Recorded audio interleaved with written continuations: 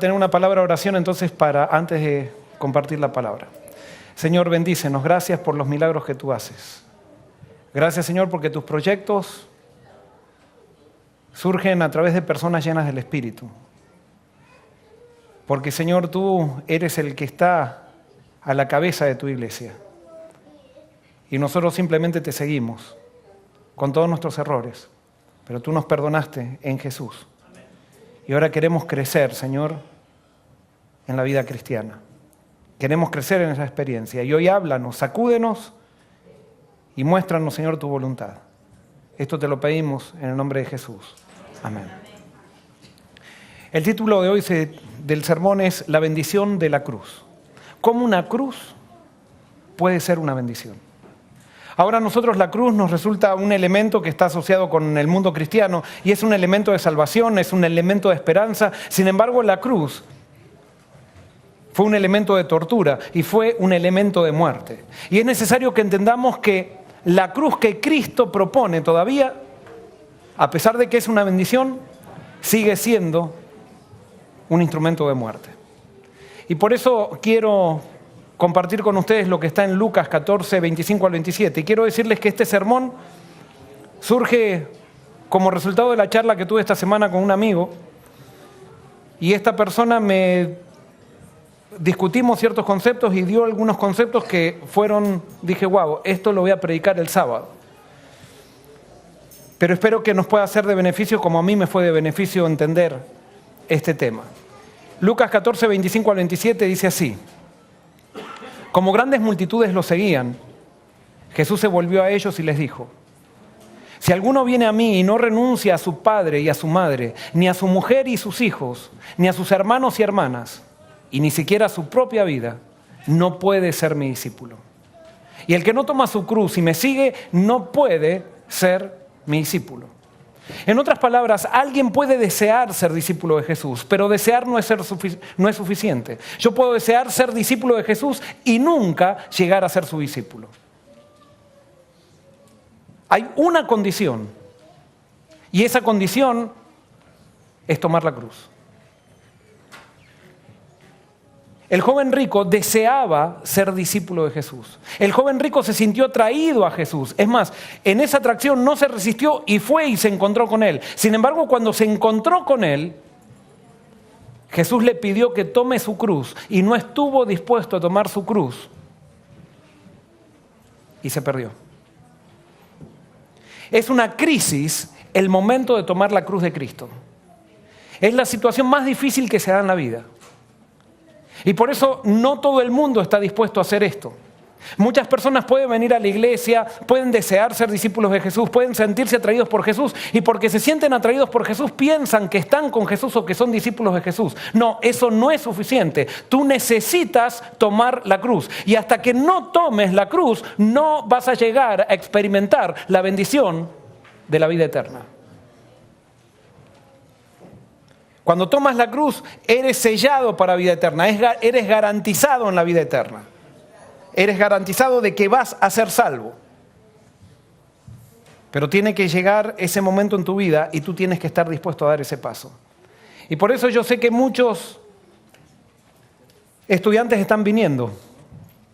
Y a veces los estudiantes comienzan un camino acá y ojalá que ese camino no llegue a ser que tú llegues a tomar tu cruz al final de año. ¿Qué tal si tomas tu cruz al principio de año? Para que Dios pueda bendecir todo tu camino y para que este año sea la bendición más grande de tu vida. Si tú no has experimentado la bendición de Dios, no la has experimentado por el hecho de que todavía no has tomado la cruz. Ahora, ¿cuál es la condición entonces para ser discípulo? ¿Cuál es la condición? La condición para ser discípulos, el que toma ¿qué? La cruz. Y yo acá les hice una trampa. La condición para ser discípulos no es tomar la cruz, sino la condición para ser discípulos es ¿qué? Es tomar, dice, el que no toma su cruz. No es tomar la cruz. Dios no nos pide que tomemos la cruz de Jesús. Dios quiere que tomemos nuestra cruz. Jesús tuvo su cruz y la tomó. Tú tienes tu cruz y tú tienes que tomarla. Y este es un gran problema que no entendemos y que lo vamos a analizar más adelante. Pero para poder ser discípulo de Jesús, yo tengo que tomar mi cruz.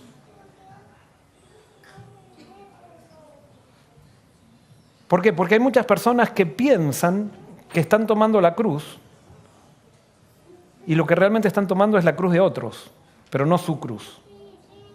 Y esas personas, como están tomando la cruz de otro, todavía no han llegado a ser sus discípulos, porque para ser discípulo de Jesús, yo tengo que tomar mi cruz, no la cruz de otro. Ahora, ¿qué significa tomar nuestra cruz? ¿Qué significa esto? Y para esto nosotros tenemos que entender un versículo, tenemos que entender un poco la naturaleza humana, pero Jeremías 17:9, vamos a empezar a entender qué significa tomar nuestra cruz. Tomar nuestra cruz significa lo que tiene que ver con lo que dice este versículo. Jeremías 17:9 dice, engañoso es el corazón más que todas las cosas y perverso. ¿Quién lo conocerá? Engañoso es el corazón de ¿quién? Engañoso es el corazón ¿de quién? Nuestro. ¿Más que qué? Más que todas las cosas. O sea, que si hay alguien engañador, ¿es qué? Es tu corazón.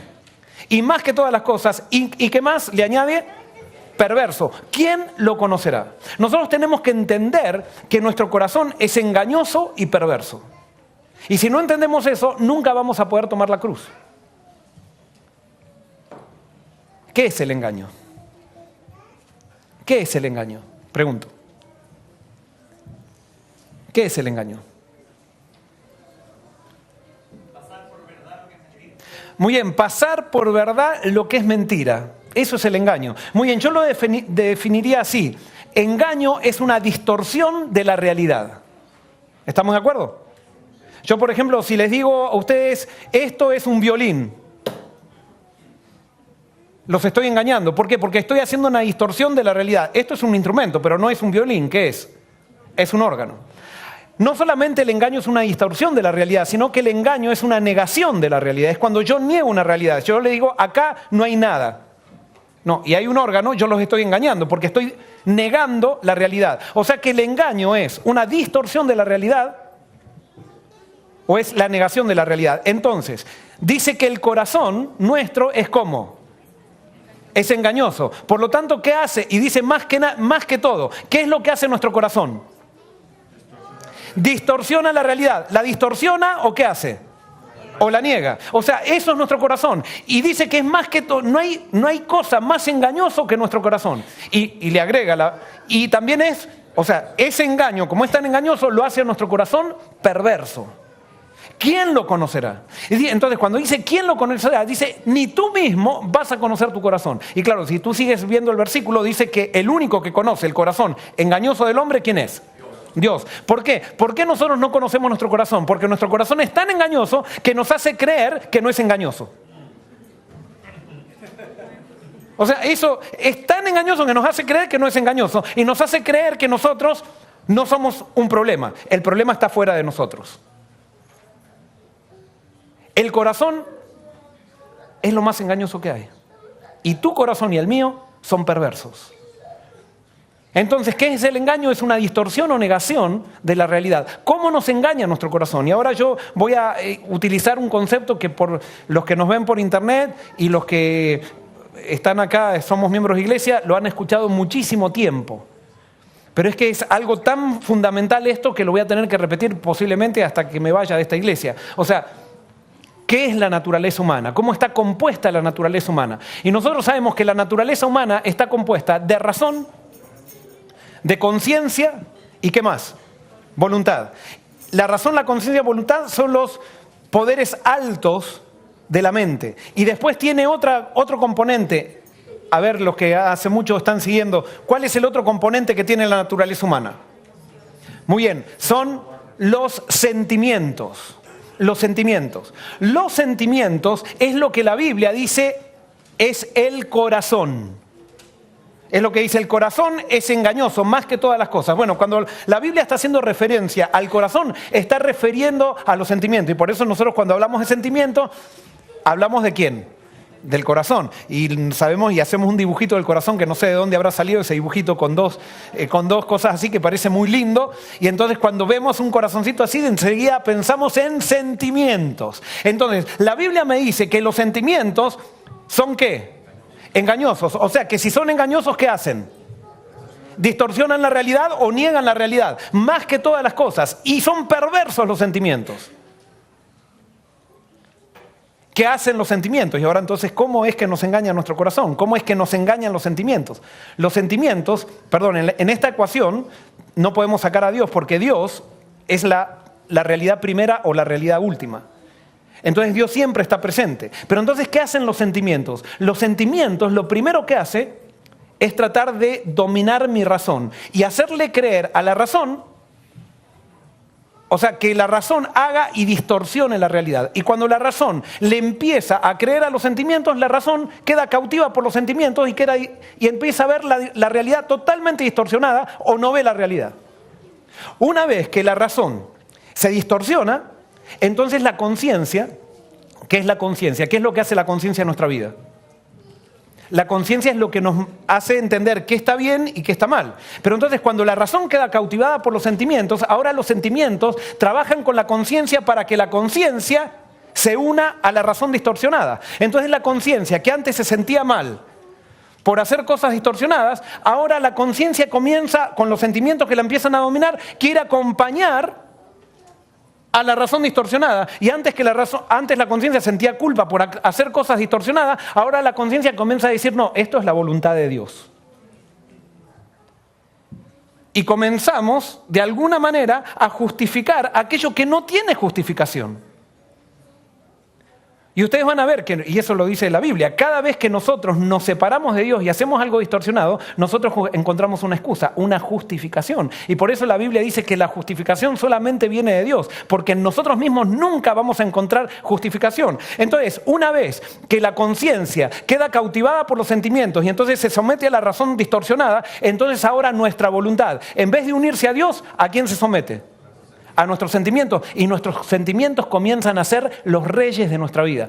Vivimos engañados, vivimos en una situación totalmente tergiversada y nuestra vida se empieza a hacer una montaña rusa donde no tenemos estabilidad, donde no tenemos seguridad, pero sin embargo vivimos cautivos a los sentimientos y totalmente engañados, pensando que viviendo así vamos a llegar a ser felices.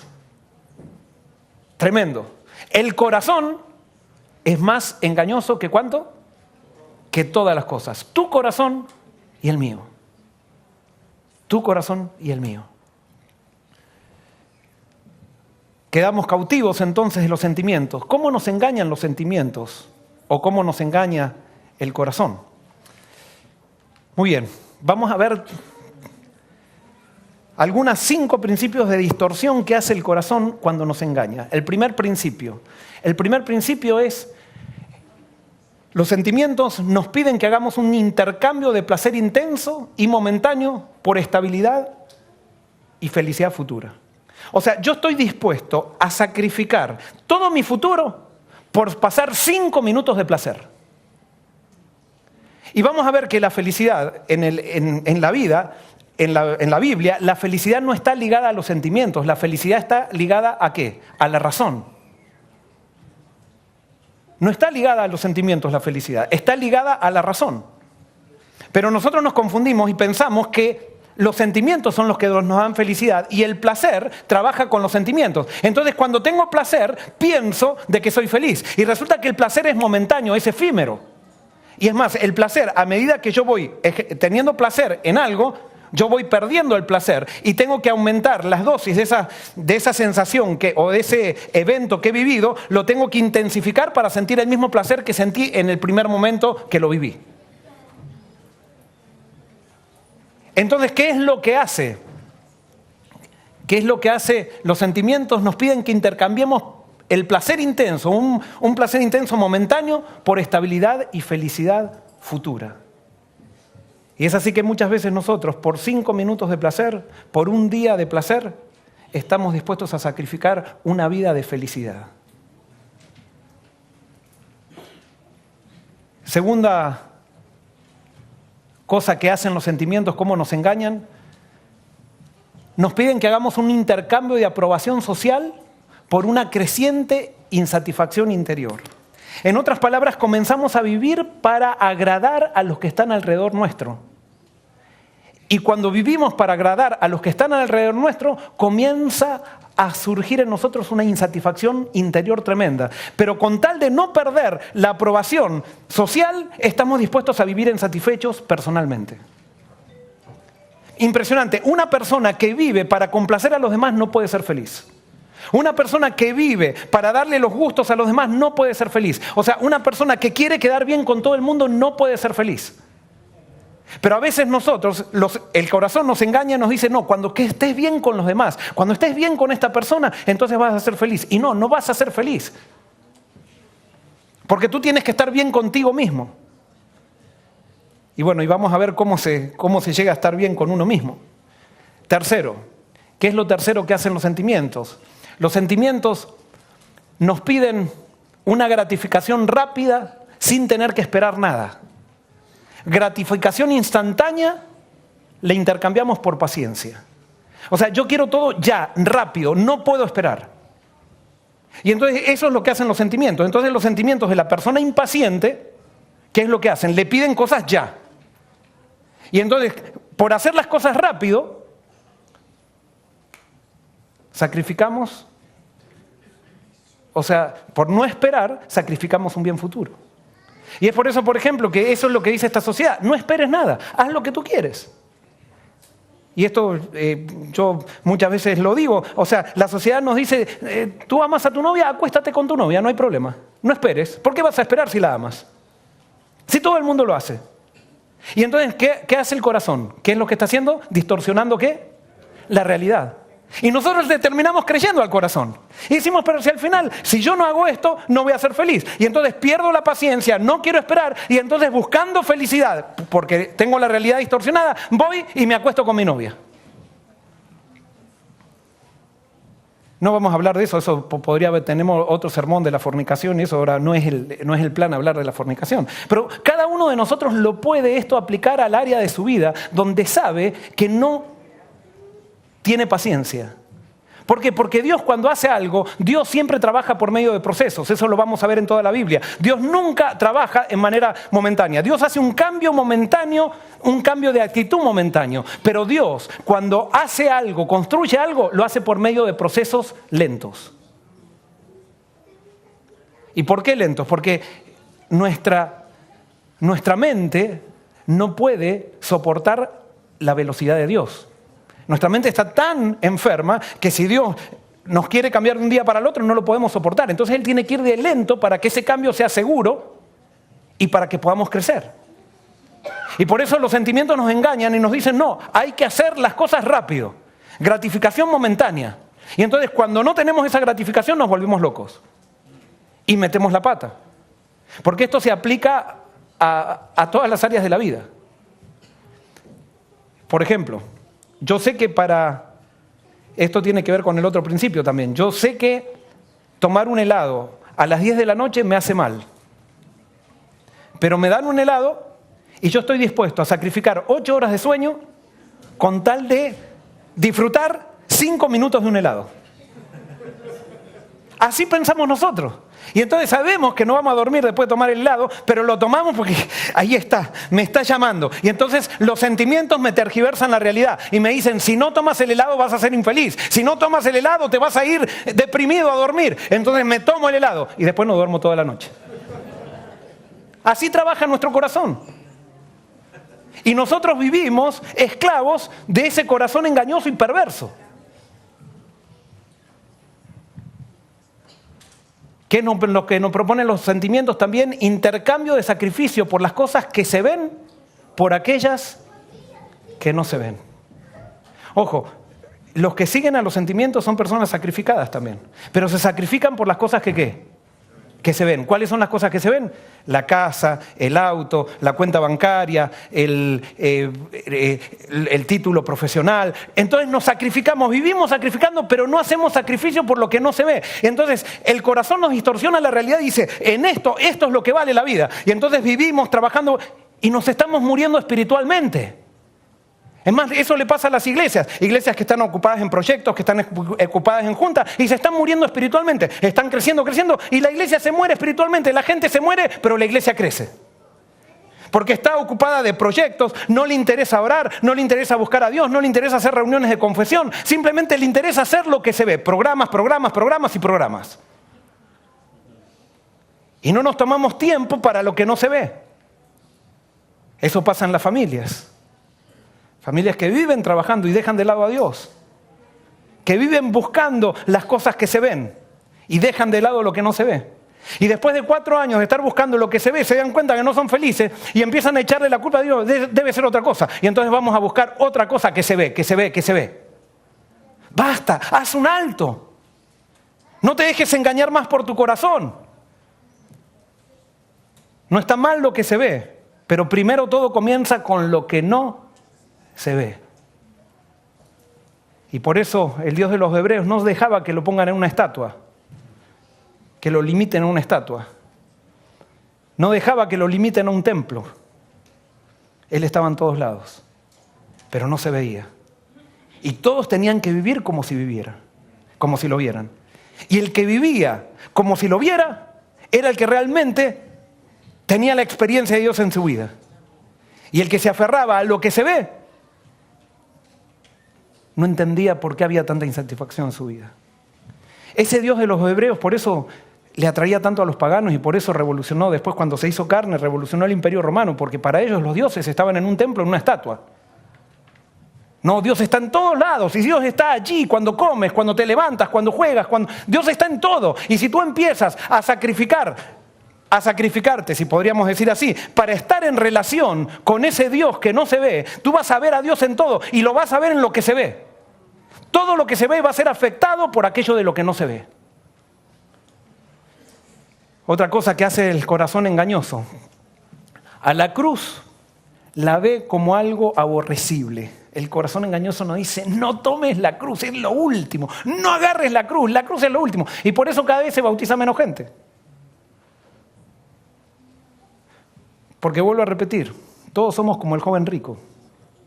Guardamos los mandamientos, somos buenos, no somos de esos que andan haciendo mal a la gente, pero cuando viene Jesús y nos dice, toma tu cruz, dicen, no, esto es muy duro. Entregarse a Jesús, o sea, entregarse tanto es fanatismo. Y preferimos vivir en la insatisfacción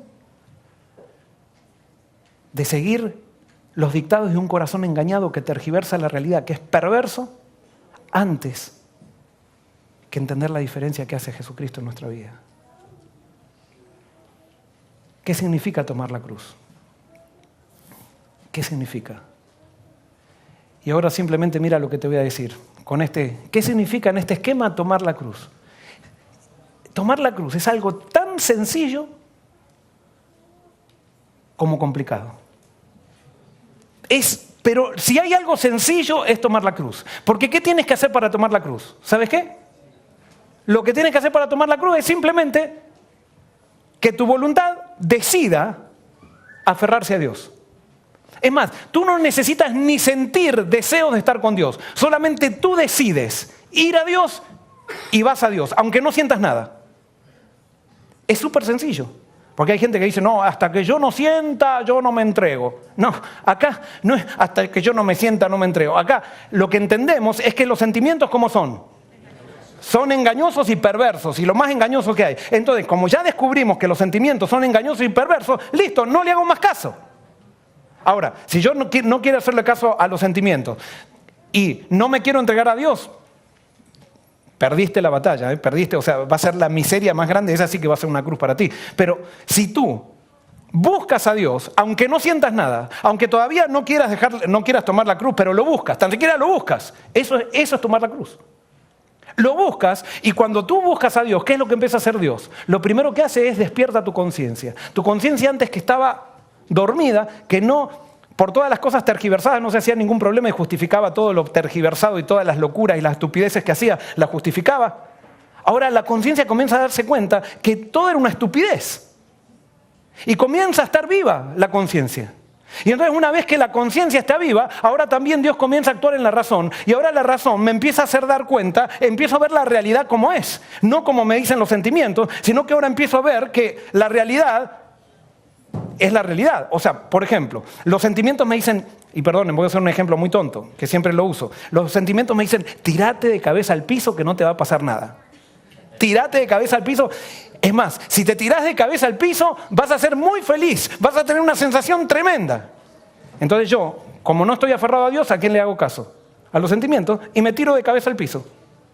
Ahora, yo puedo decir, pero yo no creo que me va a hacer algo, no creo. Y entonces tengo fe que no me va a pasar nada. Y se tira, ¿y qué va a pasar si se tira de cabeza al piso? Por más que tiene fe que no le va a pasar nada, por más que no cree, por más que diga esa ley no existe, desafió la ley de la realidad y tuvo una consecuencia. O sea, acá no pasa. Hay gente que dice, bueno, yo voy a hacer esto. Por ejemplo, dice, por ejemplo, un novio dice, yo voy a estar con mi novia, pero voy a hacerle, o sea, hasta que me case voy a disfrutar un poco. Entonces voy a andar con 2 chicas a la vez. Y cuando me case yo arreglo todo. Bueno, probalo. Pero estás desafiando una ley de la realidad que dice que no se puede tener 2 relaciones a la vez. Pero entonces tú pruebas, ¿y qué vas a hacer? Por más que no creas eso, te vas a dar de cabeza al piso y eso va a tener una consecuencia en tu vida. O sea, porque nosotros no podemos desafiar la realidad. ¿Y qué es la realidad? La realidad son los principios con que Dios creó las cosas. Los 10 mandamientos no es que nosotros tenemos que guardar los mandamientos. O sea, nosotros lo que tenemos que vivir es de acuerdo a la realidad. Esos son los mandamientos. Los mandamientos son una descripción de la realidad, pero no es que por guardar 10 letras que aparecen, 10 consejitos que aparecen, entonces yo me voy a salvar. ¿Qué? Ese pensamiento, no. O sea, tú no te salvas por guardar la ley de Dios. Eso es una descripción de la realidad. Pero tú lo que tienes que es buscar a Dios para que Dios te ponga en armonía con la realidad, te dé vuelta este corazón engañoso que te tergiversa la realidad y comiences a vivir de acuerdo a los principios de la realidad. No sé si me explico. Pero nosotros pensamos que la ley de Dios son 10 mandamientos. Entonces decimos, cumplo como el joven rico, cumplo esto, cumplo aquello, cumplo lo otro, estoy bien. Come on. No estás bien nada. No es cuestión de portarse bien, es cuestión de vivir de acuerdo a la realidad. Y como nuestro corazón tergiversa la realidad, entonces siempre nos hace vivir en contra de la realidad. La única solución que tengamos es ir a Dios para que Dios nuevamente nos haga ver la realidad como es. ¿Se entiende? ¿Qué es entonces tomar la cruz? Es simplemente decidir buscar a Dios. Cuando tú y yo decidimos buscar a Dios, Dios comienza a hacer lo otro. De corazón. ¿Qué es buscar a Dios de corazón? De corazón es, por ejemplo, sería de sentimientos. Buscar a Dios de corazón es decir, tomo una decisión de lealtad a Dios. Y aunque me tenga que arrastrar por el piso, no le hago caso a mis sentimientos. Por eso la Biblia dice, sé fiel ¿hasta cuándo? No dice, sé fiel hasta que te sientas incómodo o sé fiel hasta que te hagan mucha presión. ¿Sé fiel hasta cuándo? Hasta la muerte. Si tú no eres fiel hasta la muerte, no puedes ser discípulo de Jesús. Ahora, cuando eres fiel hasta la muerte y tomas esa decisión, comienza Dios a actuar y te comienza a poner en conexión con la realidad. Y cuando tú comienzas a vivir en conexión con la realidad, comienzas a disfrutar la vida. Comienzas a disfrutar la vida, porque estás en armonía con todo. Vieron que ahora buscan la nueva era, armonía con la naturaleza, armonía. Eso ya lo inventó Dios desde hace mucho tiempo. Lo inventó Dios hace mucho tiempo. Lo que pasa es que nosotros, los cristianos, nos hemos encerrado en iglesias pensando que la religión es venir a iglesia y ahora los de la nueva era nos están enseñando lo que nosotros tendríamos que haber aprendido. Y entonces, los de la nueva era, ahora cuando nosotros decimos algo parecido a la nueva era, los de la iglesia dicen, ¡eso es nueva era! No, no es nueva era eso. O sea, y no, ojo, no estoy... La nueva era lo que hace es enseñar los principios de Dios sin Dios. Eso es la nueva era. Pero cuando nosotros buscamos a Dios, posiblemente vamos a estar en armonía con la naturaleza, vamos a estar en armonía con la familia, vamos a estar en armonía con el sol, ojo, no con el sol, que el sol es un ser vivo, sino el sol es naturaleza. Voy a estar en armonía con el árbol de mi casa, porque yo no voy a estar queriendo destruir el árbol de mi casa, voy a estar en armonía con todo, porque ahora tengo un espíritu de construcción, no de destrucción. Porque mi corazón ahora ya no me engaña. Acá me olvidé de esto. La condición es que cada uno debe tomar, ¿qué? Su cruz. Y acá es donde fallamos mucho. Hay 2 grupos en este mundo. Dos grupos de gente. Y presten atención a esto porque esto es muy importante. Está el grupo que no quiere tomar su cruz. Yo le llamo el grupo de los irresponsables. Y después está el grupo de los que quieren tomar la cruz de otro. Son dos grupos que en la esencia son lo mismo, ¿eh? Están unidos en la esencia. Pero son dos grupos, todos los que no toman su cruz están en uno de estos dos grupos. Entonces, ¿cuáles son? Vamos a definir un poco al grupo de los irresponsables, que no quieren tomar su propia cruz. Entonces, este grupo no pueden tener relaciones crecientes porque no asumen responsabilidad sobre sus sentimientos. O sea, no se hacen cargo de sus sentimientos. Por ejemplo, estas personas dicen, por ejemplo, son las personas que explotan por todo. O sea, se enojan, manipulan con el enojo. O sea, hiciste algo que no me gusta, bueno, me enojo. Y entonces todo el mundo está con miedo con esa persona porque en cualquier momento puede explotar. Entonces, eso pasa en las iglesias. Eso pasa en las iglesias. O sea, en las iglesias, por ejemplo, hay personas que se enojan porque no se hizo las cosas. Vieron como esto yo lo dije una vez en un sermón hace mucho. Cuando yo era chiquito, íbamos a jugar al fútbol y había el chico que jugaba más mal era el dueño de la pelota. Él se había comprado la pelota a propósito. Nosotros no teníamos plata, pero él era el rico, pero no jugaba bien, pero era el dueño de la pelota. Entonces él llegaba con la pelota y decía, bueno, vamos a jugar al fútbol. Entonces cuando elegíamos los equipos, y él en el primer partido, porque había que hacer 3 partidos, él salía para el segundo partido y no salía para el primer partido, él decía, si no me eligen en el primer equipo, yo me llevo la pelota. Entonces todos, ¿qué es lo que queríamos? O sea, todos lo agradábamos. Le decíamos, está bien, no te vayas. Claro, estábamos interesados en la pelota. Pero esa persona era irresponsable, no se hacía cargo de sus sentimientos. Es como la persona que dice, no, ustedes me sacaron de quicio. ¿Quién te sacó de quicio? Tú te fuiste de quicio. Nadie te saca de quicio. Tú decides salir de quicio. Pero las personas, este tipo de personas irresponsables, le están siempre echando la culpa de todos sus problemas a las circunstancias o a la persona que tienen al lado, o al esposo o a la esposa, y decir, no, es que si no fuera por esto yo no, es que me estoy aguantando esto. Son irresponsables, no se hacen cargo de sus sentimientos. Entonces hay que estar siempre con cuidado porque en cualquier situación puede reaccionar de una manera que no esperas. Me acuerdo una vez estaba en una iglesia, en una comisión de nombramiento, y estábamos por iniciar la comisión de nombramiento, estábamos en el medio de la comisión de nombramiento, y uno de los líderes de la iglesia me manda un papelito. Y me dicen, viene esto y me dice, se lo manda fulano. Entonces yo hablo el papelito y decía, pastor, por favor, elíjanme a mi esposa en un cargo, porque si no se va a ofender. Y yo por adentro dije, es problema de ella si se ofende. O sea, ¿por qué vamos a tener que elegir a alguien en un cargo porque si no se ofende? Y eso lo hacemos mucho en las iglesias, ¿no? Ojo, yo no digo que, yo la tengo súper clara y que yo manejo todo bien. No, yo hasta a veces también he elegido para que no se ofenda. No, esas personas que se ofenden son caprichosas, son personas que no se hacen responsables de sus sentimientos y no pueden manejar sus sentimientos. Entonces, si se ofenden, hacen un escándalo. No, hermano, no te eligieron, aguantátelas.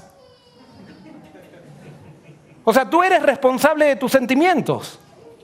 ¿Desde cuándo vamos a estar entonces así con miedo por las personas porque se ofenden? No, no se puede así. O creces o te quedas ahí. O crecemos todos o no crece nadie. Entonces, estas son las personas irresponsables, yo las llamo. Y después está el otro grupo. ¿Cuál es el otro grupo? Son las personas que toman la cruz de otro. Yo le llamo a estas personas las personas codependientes mesiánicas. O sea, ¿qué es lo que pasa con estas personas que andan primero? Estas personas toman la cruz de otro, ¿por qué? A ver, ¿por qué toman la cruz de otro? Muy bien, porque no quieren tomar la propia, entonces toman la cruz de otro. Y les resulta muy incómodo tomar la propia, entonces toman la cruz de otro. Entonces cuando van con la cruz de otro dicen, qué bueno, qué buena que soy, porque voy con la cruz de otro. Entonces, ¿qué pasa con estas personas? Estas personas, tarde o temprano, se resienten y confunden la cruz de ellos con la persona de quien es la cruz que cargan. O sea, porque estas personas, cuando ven que una persona no quiere cargar la cruz, llegan como salvadores o salvadoras y dicen, acá estoy yo para cargar tu cruz. Entonces, el irresponsable, cuando le cargan su cruz, ¿qué hace? O sea, aplaude y dice, qué bien. Y entonces él se siente el superhéroe y dice, acá está cargando la cruz. Y entonces carga la cruz. Y la otra persona está aplaudiendo y le hace un montón. Pero llega un momento que se empieza a cansar. Y se empieza a resentir de cargar la cruz. Y entonces ahora ya empieza a pensar, acá mi cruz es la persona de la cual estoy cargando la cruz. Y resulta que la cruz de él, esa no es la cruz, nunca va a ser la persona, nunca una persona va a ser tu cruz. Tu cruz es tu cruz. ¿Qué es tu cruz? Es no hacerle caso a tu corazón.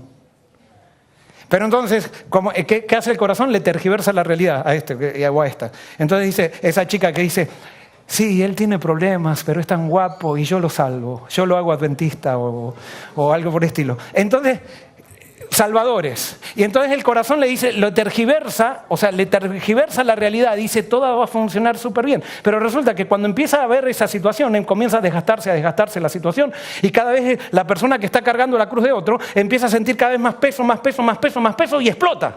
Y dice, basta, no quiero cargar más tu cruz. Se acabó, esto es irresponsabilidad, esto no tiene sentido. Entonces cuando ponen así el límite a la otra persona, ¿qué es lo que pasa? Buscan alivio dejando a la persona de quien cargan la cruz y se van a buscar otra persona para cargarle una cruz aún más pesada. Cuando tú no quieres cargar una cruz,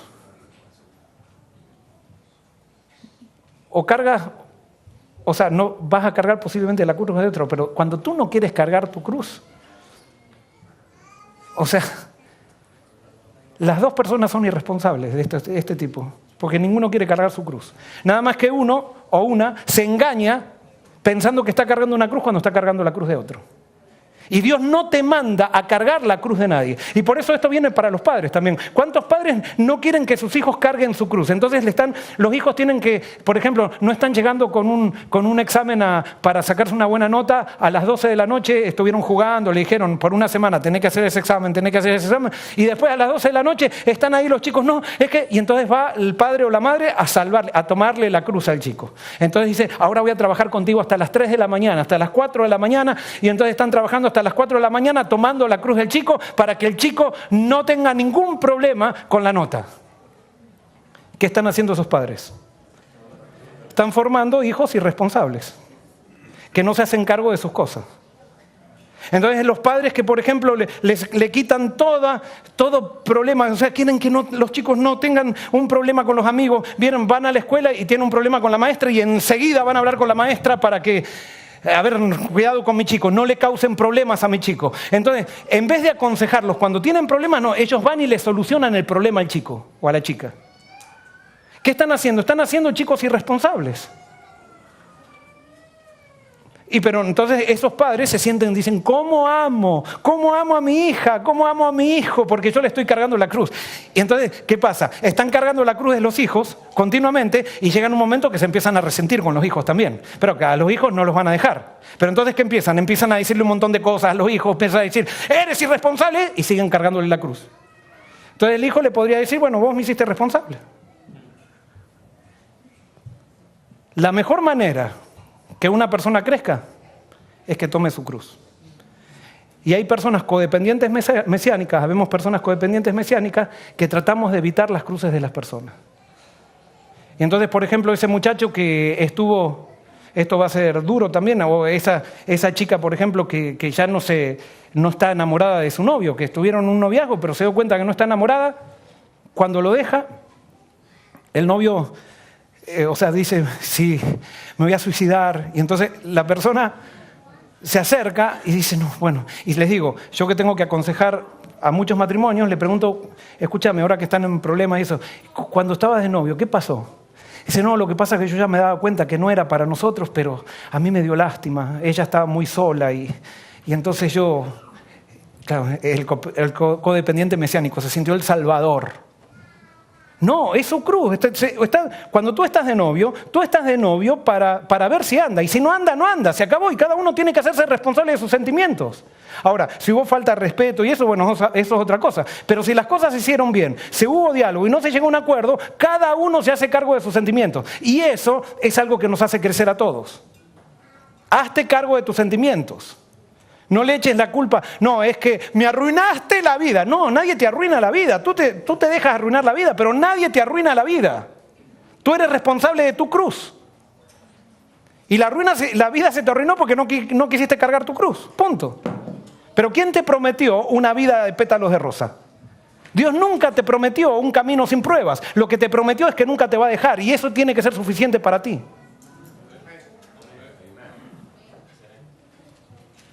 Tenemos estos dos grupos. Ahora les hago una pregunta. Bueno, estos dos grupos, los irresponsables y codependientes mesiánicos, la cruz y la puerta estrecha. Jesús dijo, entrad por la puerta estrecha porque ancha es la puerta y espacioso el camino que lleva a la perdición. Y muchos son los que entran por ella. Porque estrecha es la puerta y angosto el camino que lleva a la vida. Pocos son los que la hallan. Porque la puerta estrecha es la puerta estrecha de la entrega a Dios, de la entrega de mi voluntad, el no hacerle caso a mis sentimientos. Y esa puerta es muy difícil entrar. Entrar por la puerta estrecha significa tomar tu cruz. Eso es entrar por la puerta estrecha. Es ir en contra de tu corazón. Es ir en contra de tus sentimientos. Es entregar tu vida a Dios y decir, se acabó. Yo vivo para Él, se acabó.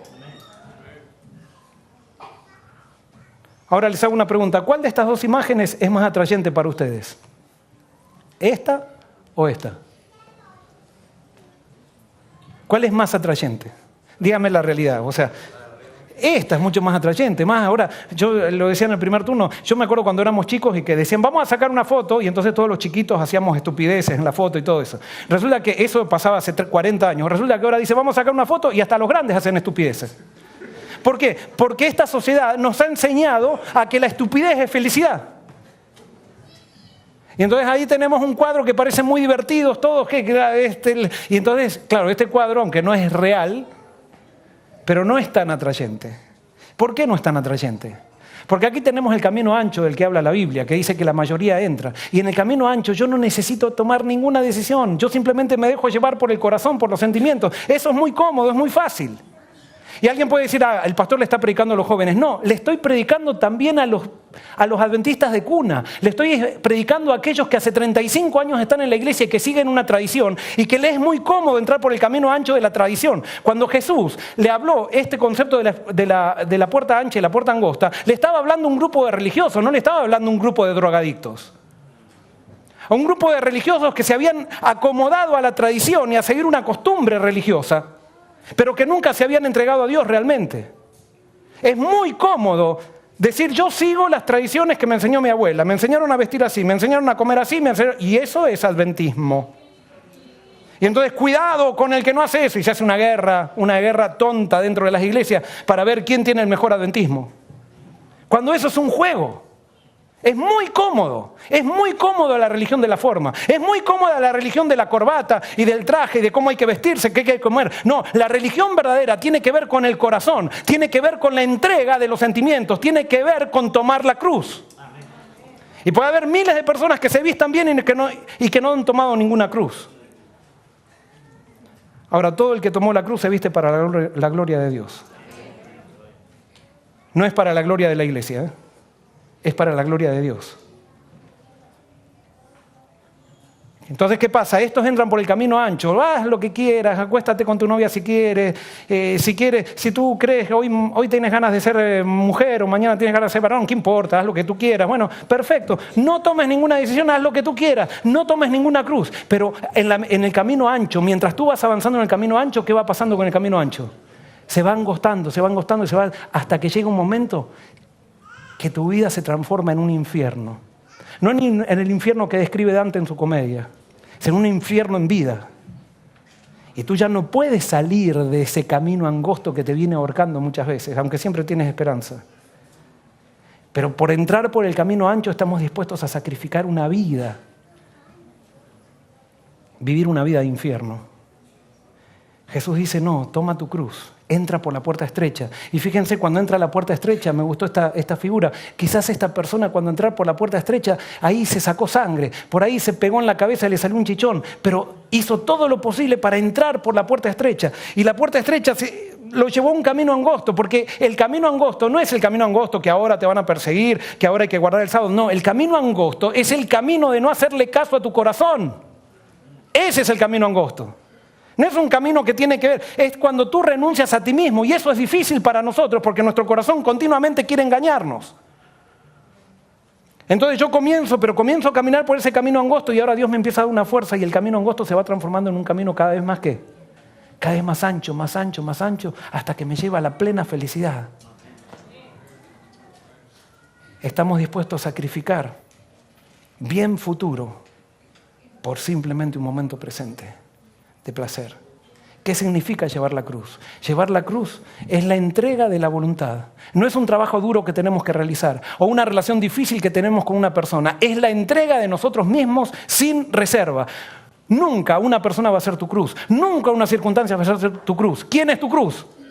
Eres tú mismo. ¿Quién es tu peor enemigo? Ni Satanás. Ni Satanás. Eres tú mismo tu peor enemigo. Y Satanás se agarra de tus debilidades y de tus sentimientos para engañarte y tergiversarte la realidad y hacerte pensar que vas a ser feliz fuera de la influencia de Dios. Es la entrega de la voluntad. Y hasta que no experimentemos eso, no va a haber un cambio en nuestra vida. Jesús también tuvo un problema con su cruz. ¿A ti te cuesta tomar la cruz? ¿Sabes a quién le costó también? A Jesús. Y a Jesús le costó tanto tomar la cruz que transpiró gotas de sangre porque no quería. De la misma manera que tú no querías tomar la cruz. Así que fíjate, Jesús y nosotros no éramos muy diferentes, pero ahora te voy a mostrar unas diferencias entre la toma de Jesús de su cruz y la toma de tu cruz. Jesús no quiere que tomes la cruz de Jesús. Él ya tomó su cruz y esa cruz te salvó a ti. Y abrió todo. Ahora tú tienes que estar dispuesto a tomar ¿qué? Tu cruz. No es ni la cruz de Jesús, es tu cruz. Tienes que morir a ti mismo. Tienes que morir a tus sentimientos. Tienes que morir a tu corazón. Tienes que estar dispuesto a ser firme a pesar que tu corazón te diga otra cosa. Pero esa firmeza la vas a lograr con Dios. Ahora, algunas diferencias. Y quiero mostrarle antes el versículo donde dice dónde Jesús tomó la cruz. Yéndose un poco adelante, se postró en tierra y oró que si fuese posible pasase de él aquella hora. Y decía, Abba, Padre, todas las cosas son posibles para ti. Aparta de mí esta copa, mas no lo que yo quiero, sino lo que tú. ¿Qué fue tomar la cruz para Jesús? Fue decir, no lo que yo quiero, sino lo que tú. Yo te hago una pregunta, ¿estás dispuesto a hacer esa oración con Jesús? Para tomar tu cruz. No lo que yo quiero, sino lo que tú. Pero ¿sabes qué? Nosotros somos tan caprichosos muchas veces que nuestras oraciones terminan con Dios hablando. En vez de nosotros hacer esa oración, Dios nos hace una oración a nosotros y nos dice, no lo que yo quiero, dice Dios, lo que tú. Y no es que Dios, ¿por qué Dios no quiere que nosotros sigamos ese camino? Simplemente porque nos hace mal a nosotros. Pero está bien, Dios dice, tú no quieres, está bien, no lo que yo quiero, dice Dios, sino lo que tú. Toma, te dejo. Y no es que te dejo para siempre, te voy a dejar tirado, te vas a perder, no. Yo voy a ir contigo al lado. Pero voy a ir al lado para darte fuerza en los momentos que vas a cosechar ese infierno, que vas a vivir en ese infierno que estás eligiendo. No lo que yo quiero, sino lo que tú. La cruz de Jesús y la nuestra. ¿Por qué a Jesús le costaba tanto aceptar la cruz? Te pregunto. ¿Por qué a Jesús le costaba tanto aceptar la cruz? Ahora te hago otra pregunta. ¿Por qué nos cuesta tanto a nosotros aceptar la cruz? Y fíjate la diferencia. Jesús no quería la cruz porque significaba la separación de su Padre. Para nosotros tomar la cruz significa unirnos a Jesús. Él no quería la cruz. ¿Tenía justificativo Jesús para no querer la cruz? Sí, y nosotros nos están dando la oportunidad de tomar la cruz para unirnos con la persona más hermosa que existe en el universo y nosotros no queremos. Y Jesús no quería, pero era totalmente diferente. Para Jesús la cruz significaba separarse de la persona que más amaba. Y sin embargo, a pesar de que él no quería, lo hizo porque estaba dispuesto a seguir la voluntad de su Padre.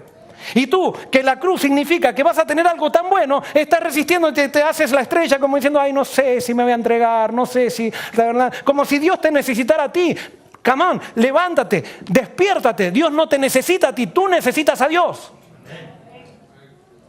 Es necesario que dejemos ya de jugar a la iglesia y nos entreguemos de una vez por todas. Dejemos de jugar a todo este juego de venir acá a la iglesia y empecemos a vivir un cristianismo real con Cristo. Un cristianismo de entrega, un cristianismo de tomar la cruz, no importa lo que sea. Sé fiel hasta la muerte, me aferro a Dios y Dios me va a dar todo. ¿Qué perdía Jesús al aceptar la cruz? ¿Qué perdía? ¿Qué perdemos nosotros al aceptar la cruz? Y fíjate, Jesús al aceptar la cruz perdía lo mejor que tenía. Al aceptar la cruz, ¿y Jesús la tomó o no la tomó? Sí, y perdía lo mejor que tenía. Nosotros al aceptar la cruz, ¿qué perdemos? Lo peor que tenemos y no queremos tomar la cruz. Cuando justamente tomar la cruz es para perder lo peor que tenemos. Jesús iba a perder lo mejor que tenía y estuvo dispuesto, por causa de ti, estuvo dispuesto a tomar la cruz. Por eso tú y yo le pertenecemos a Jesús. No es un capricho de Dios decir yo quiero que me pertenezcan. No, es que Él hizo algo por ti que tú no estás dispuesto a hacer por Él.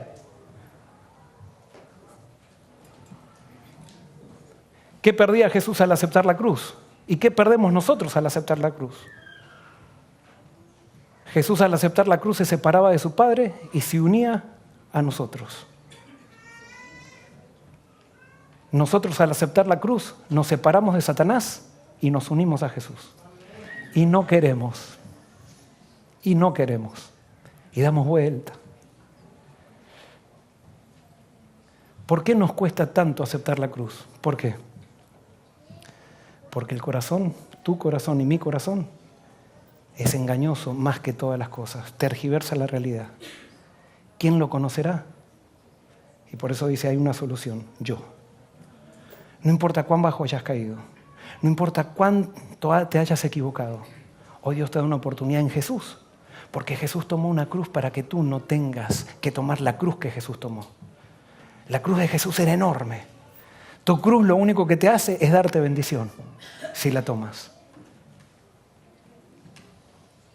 ¿Qué podemos hacer? Simplemente hoy, entregarle nuestra voluntad a Dios, aunque no lo sienta.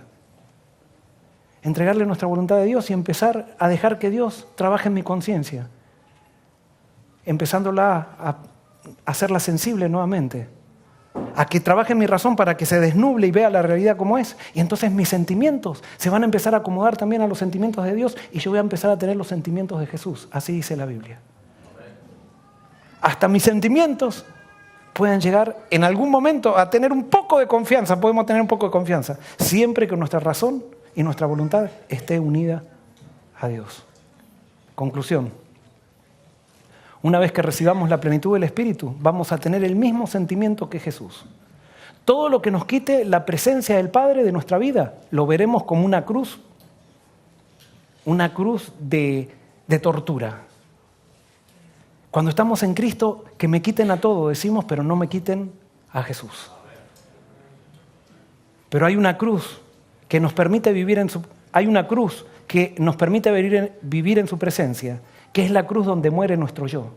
La veremos como la más grande bendición una vez que estemos en Cristo. Esa cruz que parece que es tan difícil porque nos engaña el corazón y dice, vas a entregar el yo, te vas a morir, vas a ser infeliz. Es una cosita así entregar el yo. Y no es nada, es que no produce, es más, lo único que trae es bendición. Pero el corazón nos lo engaña y nos dice, es lo peor que va a pasar en tu vida. No vas a poder ser más feliz, vas a ser un fanático como todos los religiosos que van a la iglesia. Te entregaste a Dios y tu vida se va a hacer infeliz. Entonces empezamos a decir, no, Dios quiere que yo sea feliz, no puede ser. Entonces esto no puede venir de Dios. Y entonces al final terminamos engañados por nuestro corazón. Termino con el secreto de la victoria. La única defensa contra el mal consiste en que Cristo muere en el corazón por la fe en su justicia. A menos que estemos vitalmente relacionados con Dios, no podremos resistir los efectos profanos del amor propio, de la complacencia propia y la tentación a pecar. Podemos dejar muchas malas costumbres y momentáneamente separarnos de Satanás, pero sin una revelación vital con Dios por nuestra entrega a Él, momento tras momento, seremos vencidos. Sin un conocimiento personal de Cristo y una continua comunión, estamos a la merced del enemigo y al fin haremos lo que nos ordene. Te hago una pregunta. ¿Qué tal si hoy le entregas tu voluntad a Dios? No necesitas nada, ni necesitas sentirlo. Simplemente necesitas decidirlo. Vamos a terminar cantando nuestro himno Discípulos, que fue el himno de lema el semestre pasado. Vamos a cantarlo todos juntos. Vamos a ponernos de pie.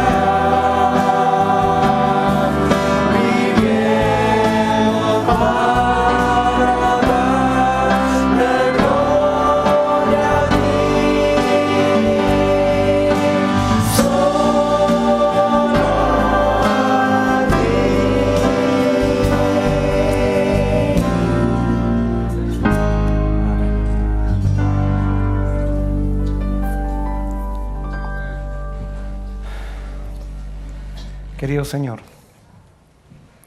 en esta mañana queremos entregarte nuestra vida. Queremos que nuestra vida sea un templo tuyo. Queremos decirte, Señor, que tu voluntad se aferra a tu persona. Y tú ya, Señor, estás empezando a dominar estos sentimientos. Estás empezando a poner atracción hacia ti. Pero te pedimos, Señor, que esta atracción se supere la atracción, que sea una realidad, que nuestra voluntad permanezca en ti cada mañana por medio de la entrega y que tú seas fuerte en nosotros. Esto te lo pedimos y te lo agradecemos en nombre de Jesús. Amén.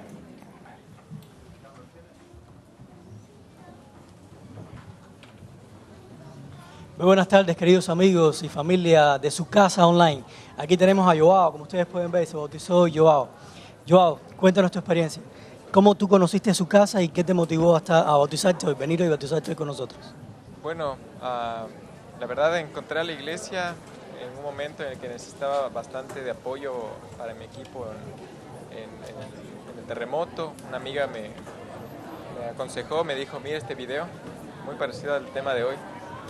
Y fue así que empecé a engancharme, empecé a seguir al pastor bastante, hasta que en un momento muy duro de mi vida fue algo que realmente me apoyó y era algo que yo estudiaba mucho. Me gustaba estudiarlo, me gustaba sacar todos estos principios y aplicarlos a mi vida. Entonces, para mí es una bendición grande el poder estar hoy aquí y conocerlos y saber la obra que ustedes hacen. Gracias, Joao. Yo sé que estás un poquito apurado porque tienes que irte para el aeropuerto, pero quería solamente introducirte a nuestra familia online, que ya tú eres miembro de nuestra familia online también. Desde hace tiempo lo eras también porque te conectabas siempre con nosotros y bueno, solamente introducirte a ellos y dejarles a ellos para que te den un saludo también online y la bienvenida y todo, ¿ok? Ya tú sabes. Cuídate, que tengas un viaje. Bueno, hermanos, ya ustedes saben, Joao es solo un ejemplo, es parte de ustedes que se conectan con nosotros todos los días, cada sábado se conectan a través de las redes sociales para estar al tanto con nosotros y todos juntos formar este movimiento que predique el Evangelio y que Cristo pueda venir muy pronto y ir nosotros con Él. Que Dios los bendiga y nos vemos el próximo sábado.